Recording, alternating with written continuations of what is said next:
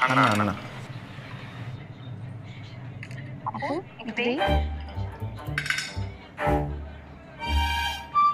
মা, এই সবজির মতো তো ঝালই হয় নাই। মিষ্টি তরকারি খাওয়া যায় নাকি?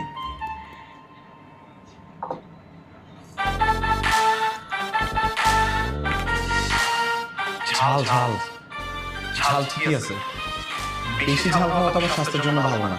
এটা একদম ঠিক আছে, মজা হয়েছে, আমরা খাও।